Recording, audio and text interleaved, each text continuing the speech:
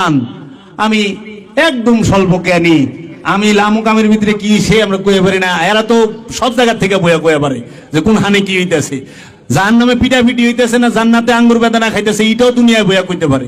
কিন্তু আবার কি এরা মোর বাড়ি চায় না, আল্লাহ হায়াতে তুই হবা দেও। আশ্চর্যের বিষয়, জান্নাতে যাইবেন, মরবেন না, মৃত্যু ছাড়া জান্নাত হবে? মানুষ মরতে চায় না কিন্তু জান্নাতে যাইবার চায়, আবার মানুষ জান্নাতে যাইবার চায়, মরবার চায় না। মানুষ বড় ডেঞ্জারাস প্রাণী, খতরনাক প্রাণী। এই প্রাণী বড় খতরনাক। এর পাল্লায় যে পড়ছে, ওলি আল্লাহর উলুর ভারে, নবী রাসূলরা উলুর ভারছে, আব্দু হুরা উলুর ভারছে।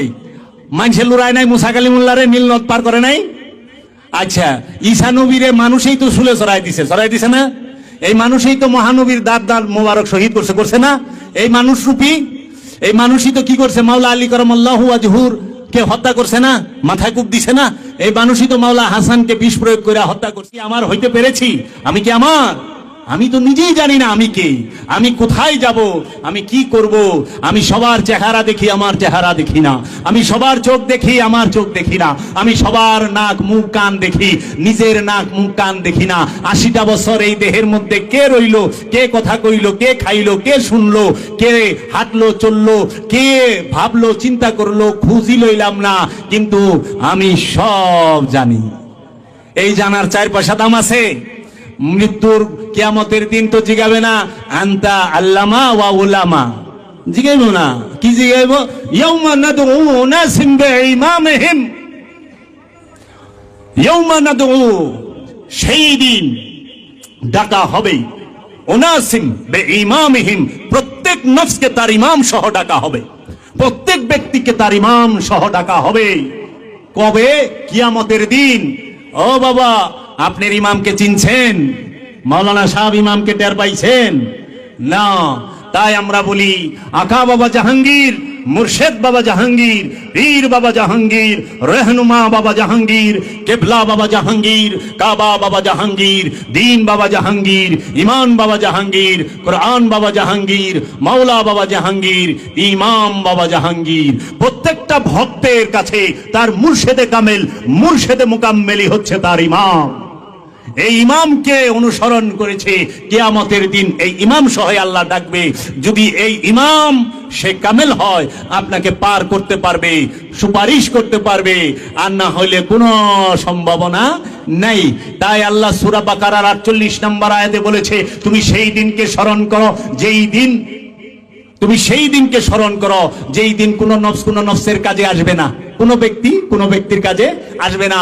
সন্তান পিতামাতার কাজে সন্তান আসবে না, সন্তানের কাজে পিতামাতা আসবে না, গ্রহণ করা হবে না কোনো সুপারিশ, কোনো বিনিময়। বাবা জান, কত কঠিন দিন, খেয়াল করেন। বলছে কোন নফস কোন নফসের কাজে আসবে না। এই ওহাবি উমাইয়া আব্বাসিয়া রাজবংশের চক্রান্তে তারা কি করে, এই নফসের জায়গায় রাসূলরে বহায়া দেয়। কয় দেখো কোরআনে আছে সূরা বাকারার মধ্যে যে কেউ কোনো উপকার করা পারবো না, যার যারটা তার। এরকম কিছু ডক্টর আছেন, যিনি ডক্টর আবুল হেকাম যারা আছেন, তারা ডক্টর আবুল হেকামরা বলেন যে সমুদ্রের মধ্যে একজন মানুষ সাঁতার না জানা ব্যক্তি যেরকম হাসরের মাঠে, ওই রকম বলে ওলিরা নাকি রাসূলুল্লাহ নাউজুবিল্লাহ মিন জালিক, নাউজুবিল্লাহ নাউজুবিল্লাহ। তাহলে আপনি খেয়াল করেন, নফস আর রাসূল কি এক? আল্লাহর নফসকে কি রাসূল বলেছেন? নফসকে যদি রাসূল বলা হয়, তাইলে পশুরও নফস আছে, জিনেরও নফস আছে, ইনসানেরও নফস আছে। আছে না? আপনার নফস আছে না? আমাদের সবার নফস আছে না? প্রাণ আছে না? আমরা মানুষ না? আমরা কি সবাই রাসূল নাকি? নাউজুবিল্লাহ মিন জালিক। না, রাসূলকে নফস কখনোই রাসূল হয় না, নফস কখনোই রাসূল হয় না। এই নফসের নিকটে আল্লাহ যখন রূহ রূপে থাকেন, ওয়া নাহনু আকরাবু ইলাইহি মিন হাবলিল ওয়ারিদ, ওয়া এবং নাহনু আমরা আকরাবু ইলাইহি মিন হাবলিল ওয়ারিদ, আমরা তোমার জীবন রোগের নিকটেই অবস্থান করি। আনা বলে নাই, নাহনু বলছে। আনা মানে আমি, নাহনু মানে আমরা। ইন্নি মানে আমি, ইন্না মানে নিশ্চয়ই আমরা। ইন্নি মানে নিশ্চয়ই আমি। কোরআনে 1 বচন 2 বচন 3 বচন বহু বচন বলেছে। এইগুলাকে অনুবাদকগণ সব 1 বচনে আইনা রাইখা দিছে, যার জন্য আমাদের বুঝতে কষ্ট হয় সূক্ষ্ম বিষয়গুলো। তাই এই নাহানু রূহ রূপে যে নফসের নিকটে আল্লাহ থাকেন, সেই রূহ যখন প্রকাশ হয়, কার নিকটে? নফসের নিকটে। যখনই প্রকাশ হয় ওই নফসটা ঝাঁপ দেয় ওই রূহের মহানূরের মাঝে, তখনই সে রসুল রূপ ধারণ করে। এর জন্য রসুল মারা যায় না, রসুলের মরণ নাই।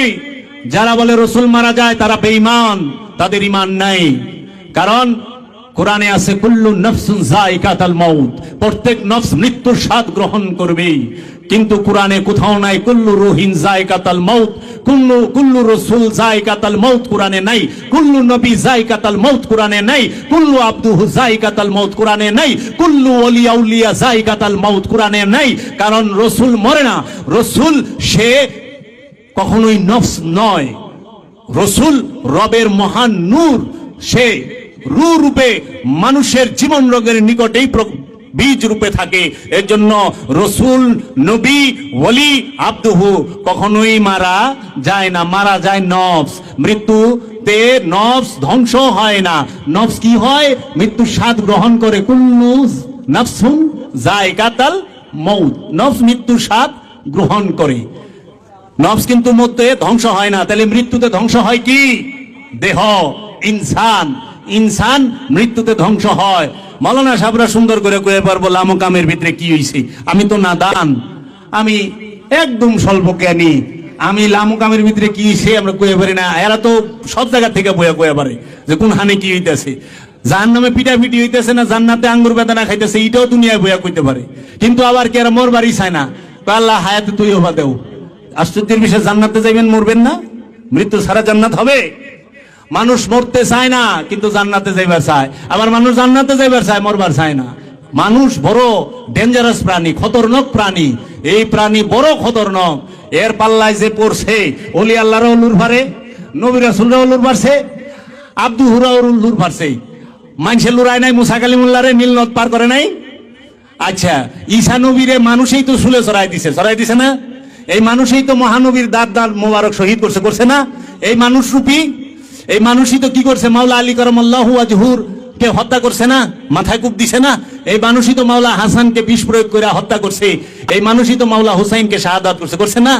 মানুষ খতরনাক প্রাণী, বড় ডেঞ্জারাস। এদের থেকে সব সময় সাবধান থাকবেন। শুধু খতরনাক না, মানুষের মধ্যে যারা আমানু তারা, যারা মুসল্লি তারা, যারা মুত্তাকি, মুহসিনিন, সাবিরিন, তাহারা মানুষের মধ্যে খতরনাক না। আর মুমিনরা তো আল্লাহর রূপ, আল্লাহর চেহারা। রসুলরা আল্লাহর রূপ, আল্লাহর চেহারা। নবীগণ আল্লাহর রূপ, আল্লাহর চেহারা। তাই নবী, রসুল, ওলি কখনোই নফস হয় না বাবা।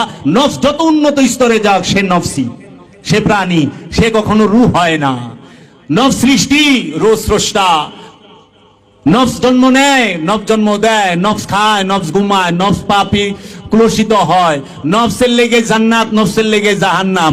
গুমরাহিও নফসের লেগা, মুক্তিও নফসের লেগা। তাই এই নফসি আমি আর আপনি, এই যে আমি কই নাই আমিটাই নফস, এই কথা বলে নফসে। তো কাজী এই নফসকে শুদ্ধ করে রুহের মাঝে, রবের মাঝে ফানা হইতে হবে বাবা। তাই এখন রুহেরও মাগফিরাত কামনা করে কারা? বড় বড় ডিগ্রি, 2-3 চাঙ্গারিয়ালা ডিগ্রি আছে না? রুহের মাগফিরাত, রুহ স্বয়ং আল্লাহ নিজে রুহের লেগে মাগফিরাত করে। যারা রুহের মাগফিরাত করে তারা রুহ সম্পর্কে অজ্ঞ। রুহ জন্ম নেয় না, রুহ জন্ম দেয় না, রুহ খায় না, রুহ ঘুমায় না, রুহ সৃষ্টি নয়। রুহের জন্য গুমরাহিও নাই, রুহের জন্য হেদায়েতও নাই। রুহ জান্নাতেও যাইব না, রুহ জাহান্নামেও যাইব না। কারণ এই সৃষ্টির ঊর্ধ্বে, এই জান্নাত জাহান্নামের ঊর্ধ্বে রুহের অবস্থান। তাই মেরাজ শরীফ এই ঘটনা শুনে আপনারা শান্ত থাকেন না। আপনারা মেরাজ শরীফে কিভাবে যাওয়া যায়, কিভাবে মেরাজ শরীফের রহমত বরকত হাসিল করা যায়, সেই জ্ঞান অর্জন করেন ওলিয়ে কামেলের কাছ থেকে। তাই ওই যে 5 ওয়াক্ত নামাজের কথা বললাম, বাবা গো, 5 ওয়াক্ত নামাজ যদি আল্লাহর রসুল নিয়ে আসতেন, আল্লাহ রব্বুল আলামিন সরাসরি কোরআনেই বইলা দিতেন।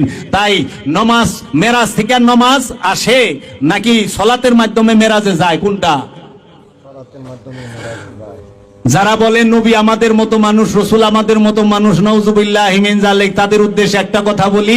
আপনি যদি মুমিন হন মাওলানা সাহেব, তাহলে আসসালাতু মেরাজুল মুমিনিন, আপনার লেগে সলাত হবে মেরাজ।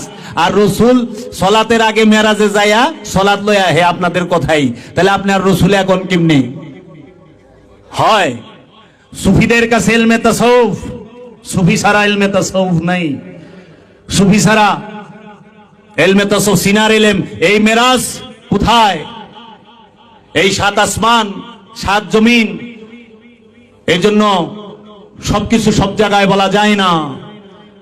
আমরা সত্য আর মিথ্যা যেন মিশ্রণ না করি, আল্লাহর দোহাই লাগে। আমরা জানি না, জানার ভান কেন করি? মুসা আলাইহিস সালাতু ওয়াস সালাম দয়াল নবীর থেকে সেরা হইল, আর আল্লাহর হাবিবকে মুসা আলাইহিস সালাম হুকুম দিল, আল্লাহ সংশোধন করলো। তো আল্লাহ কি জানেন না জাবের যে 50 ওয়াক্ত নামাজ পড়তে পারবে না?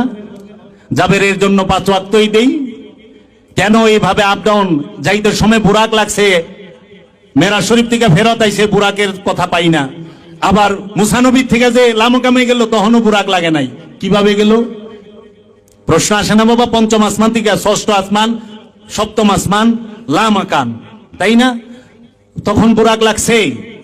এর জন্য আমরা যেন ইহুদিদের সূক্ষ্ম চক্রান্তে না পড়ি। আপনি যাই দেখেন, সব জায়গায় রসুলের সাথে দুশ্মনী।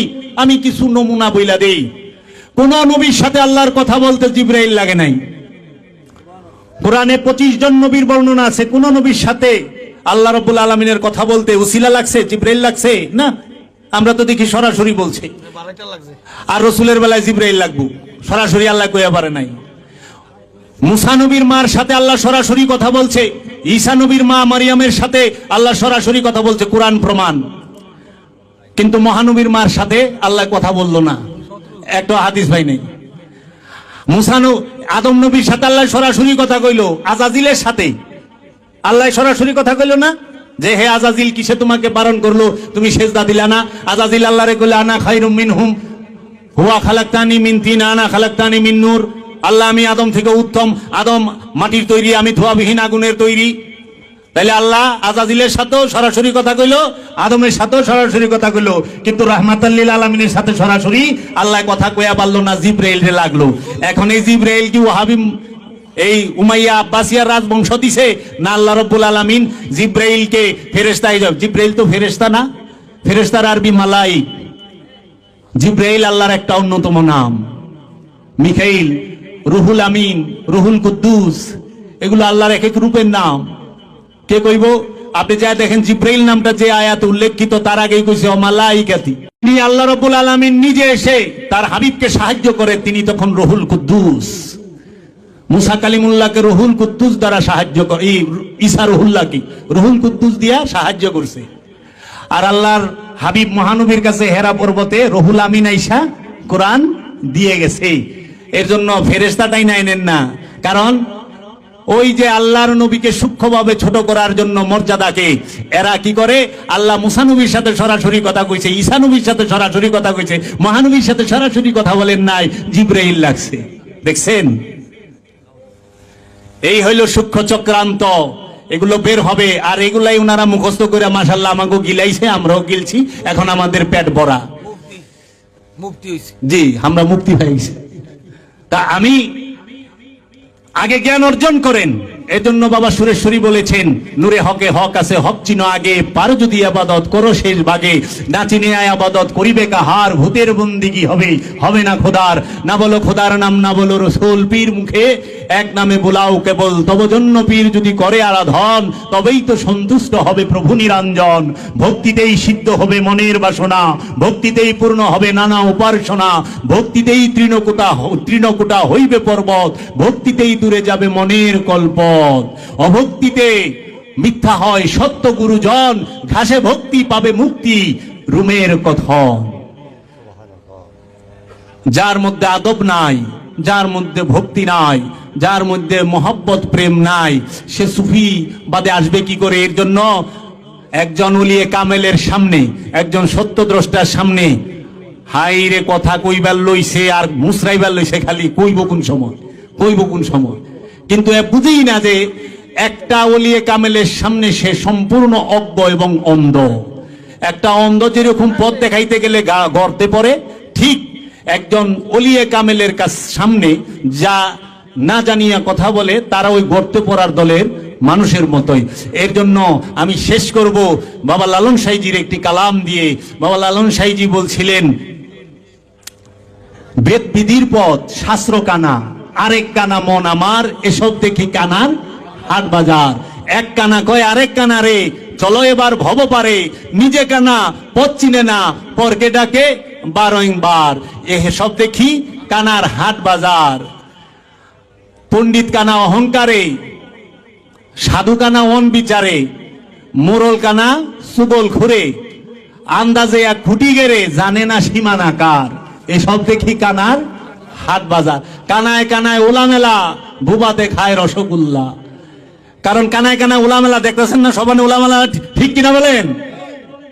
জুড়ে কন না কে, কথা কয় না কে? কানায় কানায় ওলামেলা, বুবাতে খায় রসগোল্লা। ওই জঙ্গলে সাধক বুবা হইয়া মুর্শিদের ধ্যানে বইয়া রয়েছে, রসগোল্লা হেই খাইতেছে। কারণ তার মধ্যে সিনার এলেম, তার মধ্যে রহস্যের এলেম আসতেছে তার মুর্শিদের তরফ থেকে। এর জন্য এই কানায় কানায় উলামেলা, যতদিন আমরা এই উলামেলার ভিতরে থাকুম সত্যের দেখা পাবো না। বর্তমানে কানার হাট বাজারেই ক্রেতা বিক্রেতা বেশি। সত্যের এখানে সব সময় মানুষ কম ছিল। মানুষের সংখ্যা দিয়া সত্য মিথ্যা ভাগ করতে যায় না, তাইলে বিপদে পড়বেন। সত্যের সাথে সব সময় মানুষ কম থাকে।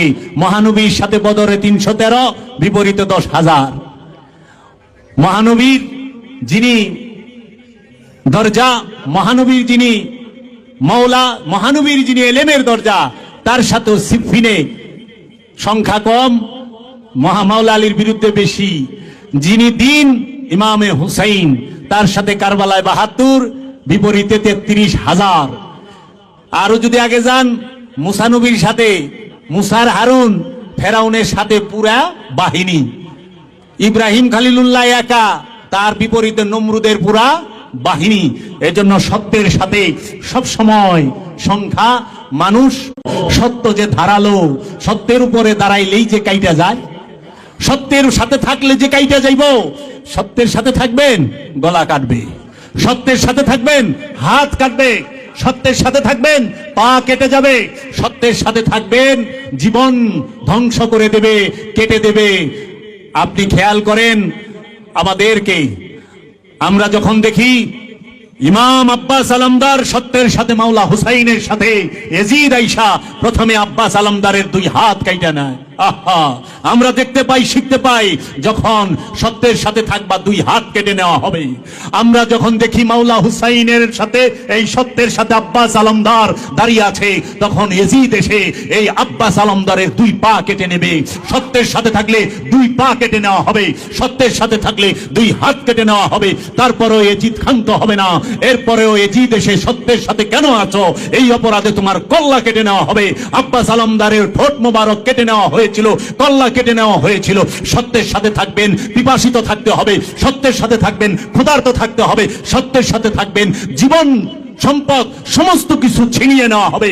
দেখেন যায় মাওলা হুসাইনের তাবু থেকে সম্পদ ছিনিয়ে নিয়েছিল ইয়াজিদেরা। কারণ মাওলা হুসাইনের সাথে যারা সত্যের সাথে ছিল, তাদেরকে এই তাবু থেকে সমস্ত মাল, এমনকি মাওলা হুসাইনের মেয়ে বিবি সাকিনার কান থেকে দুল ছিঁড়ে নেওয়া হয়েছিল। এবং হযরত জৈনবের, মা উম্মে রুবাবের, ইমাম হুসাইন আলাইহিস সালামের মেয়ে বিবি সাকিনার মাথার নেকাব, মাথার পর্দা, মাথার উড়না ছিঁড়ে নেওয়া হয়েছিল। এর জন্য লাঞ্ছিত করা হবে সত্যের সাথে থাকলে। সত্যের সাথে থাকলে কুমারের রশি বেঁধে বাজারে বাজারে ঘোরানো হবে। সত্যের সাথে থাকলে গ্রামের মধ্যে, গঞ্জের মধ্যে, শহরের মধ্যে আপনাকে ভণ্ড বলে গালি দেওয়া হবে, আপনাকে উন্মাদ পাগল বলে গালি দেওয়া হবে। এর জন্য পৃথিবীতে যারাই সত্যের সাথে ছিল, তাদের সবাইকে উন্মাদ বলা হয়েছে, পাগল বলা হয়েছে। এমনকি এই লোকাপ থেকে আল্লাহর হাবিব পর্যন্ত এই থেকে ছাড় পায় নাই। আল্লাহর হাবিবকেও এই কাফেরের দল দাঁড়ায়া বলছে, তুমি তো জিনগ্রস্ত, নাউযুবিল্লাহি মিন যালিক। এ মুহাম্মদ সাল্লাল্লাহু আলাইহি ওয়াসাল্লাম, এ মুহাম্মদ, এ আমার বাতিজা, তুমি তো জাদুগ্রস্ত, তুমি তো পাগল, নাউযুবিল্লাহি মিন যালিক। বলে নাই কোরআন তার দলিল, এক একটা আয়াত তুলে দিতে পারবো। এর জন্য সত্যের সাথে সংখ্যায় কম। বাবা, এখানে সংখ্যায় কম দেখা চিন্তা করেন না আমাদের হিম্মত কম, কখনোই না। ये दिल, ये जिगर हुसैनी है, ये ईमान हुसैनी है, ये ईमान कुल्ले ईमान है, ये ईमान आली का ईमान है, ये ईमान सब मौला हुसैन की ईमान है, ये ईमान मौला हसन की ईमान है, ये ईमान मौला मोहम्मद सल्लल्लाहु अलैहि वसल्लम कदम मुबारक निसार है, कुर्बान है।